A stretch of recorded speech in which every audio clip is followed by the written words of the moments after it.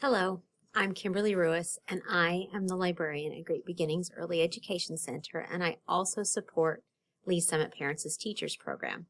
Today, I'd like to talk to you about reading to your toddler.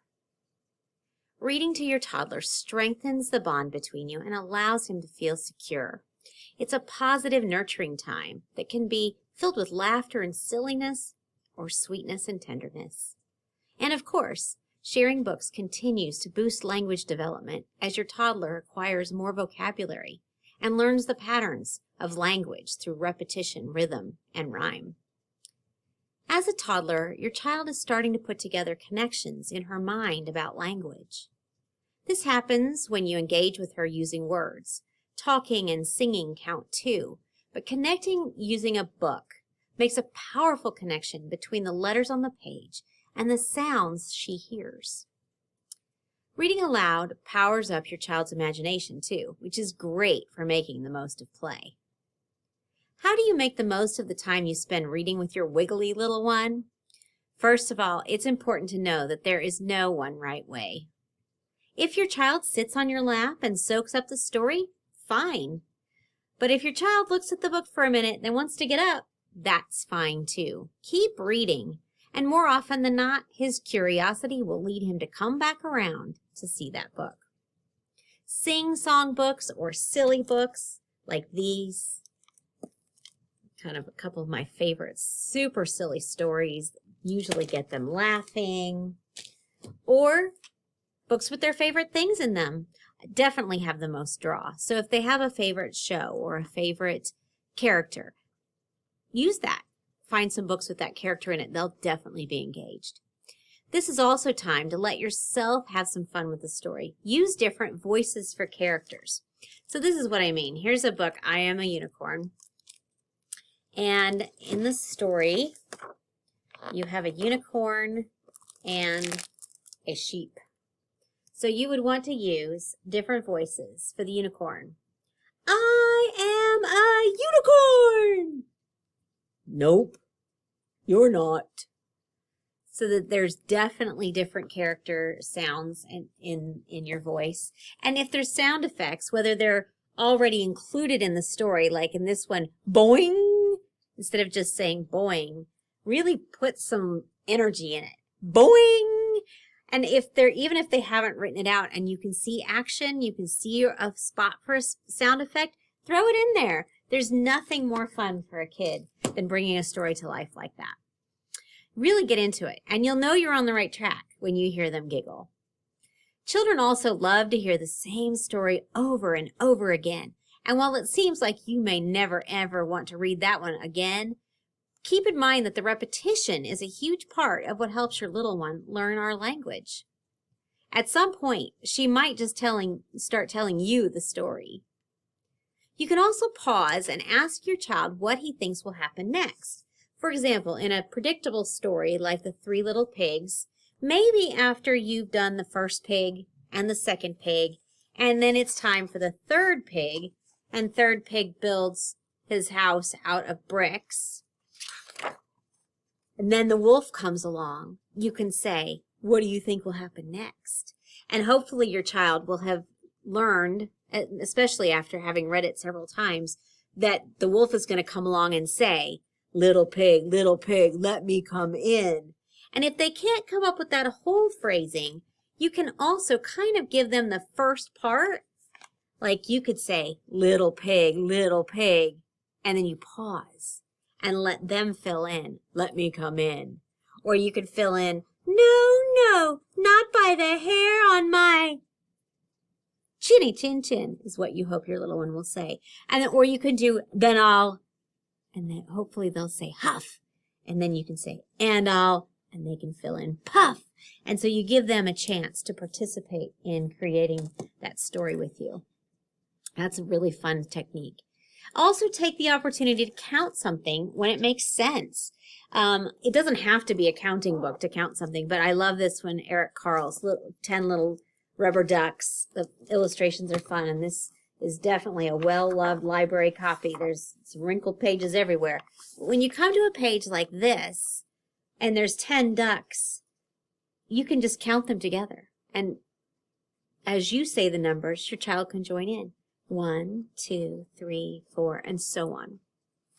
It's also appropriate to point at pictures or listen for your child to point at pictures. So, for example, I've got another one marked here on this page. Maybe your child says, "There's a fish." And you can say, "Yes, that's a fish." And then you can add a little something to it and say, "That's a blue fish."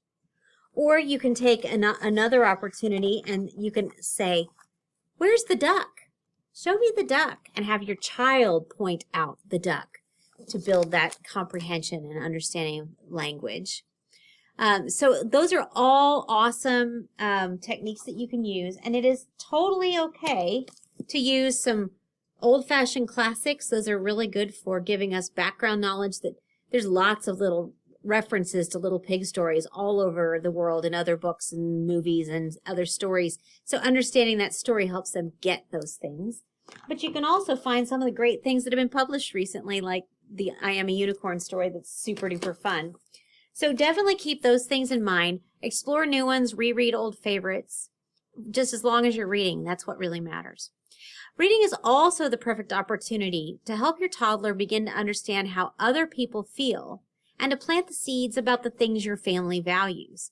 You can read books, for example, that focus on nature if you're a nature lover, and you can build that love of the magic of the natural world by sharing a story about it.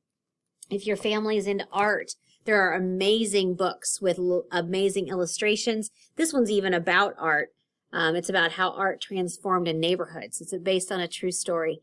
Illustrations are fantastic. So if art is one of your things, you could try sharing a story like that, or a story that has wonderful musical instrument sounds in it if you're totally into music or something like that. You can use those. You can use literature to share values and ideas. You can also choose stories that have deep emotional connections in order for children to start being able to name and label the way they're feeling. If you see a sad character, for example, helping them understand that's what sad means, or that's what happy means, or that's what disappointed means. And a story is a fantastic way to do that.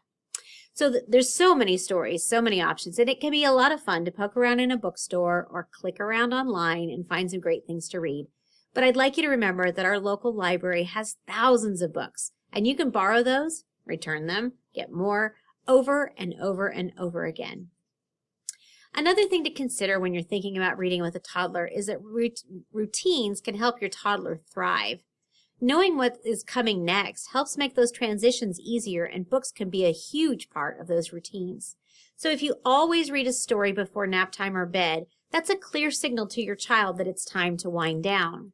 So you can choose an old classic, like something like The Snowy Day, or something that's newer, like Mommy's Khmar, or even one that's definitely about nighttime, like Touch the Brightest Star.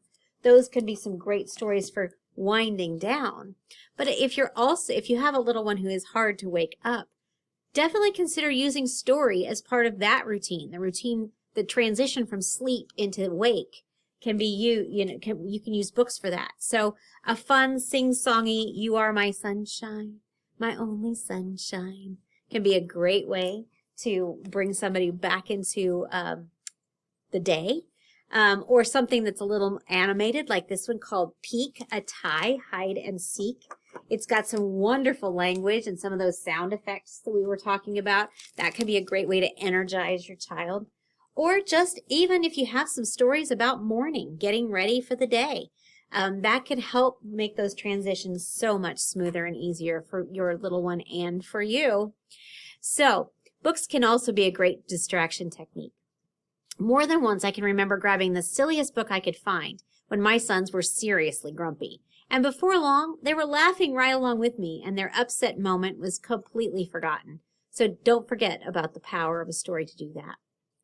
As your time together grows with reading, you will notice that your child will want to take charge of the book and maybe even pick it up, but pick it up upside down, or want to turn the pages backwards, or want to turn the pages. And that's okay. It's all part of the learning process. Don't worry about reading the whole book. Don't worry about missing a page or two. The goal is ultimately to have fun with it. It's more about reading together, reading with your child, than it is reading to them. The more they are involved and connected, the more they will get out of it. I hope these tips and tricks have helped you with reading with your toddler, and I wish you happy reading.